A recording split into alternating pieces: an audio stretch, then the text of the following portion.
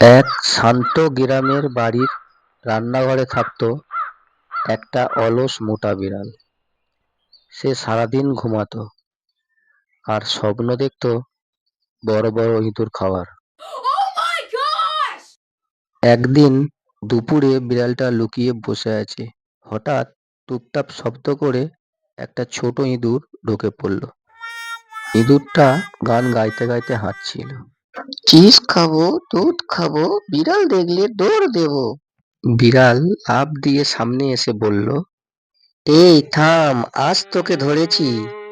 ইঁদুর একটু ভয় পাওয়ার ভান করে বলল, আরে দাদা বিড়াল, আমাকে খাওয়ার আগে একটা শেষ ইচ্ছা পূরণ করবে? বিড়াল গর্ব করে বলল, বল, আমি খুব দয়ালু বিড়াল। ইঁদুর বলল, আমি শেষবারের মতো একটা নাচ দেখতে চাই, তুমি কি নাচবে? বিড়াল ভাবলো, নাচলে সমস্যা কি। সে নাচ শুরু করলো, কখনো লাফ, কখনো আবার ঘুরে ঘুরে নাচ। গল্পের পরবর্তী অংশ পরের পর্বে। যদি ভিডিওটি ভালো লাগে তবে লাইক সাবস্ক্রাইব করতে ভুলবেন না। পরবর্তী পার্ট খুব তাড়াতাড়ি আসবে।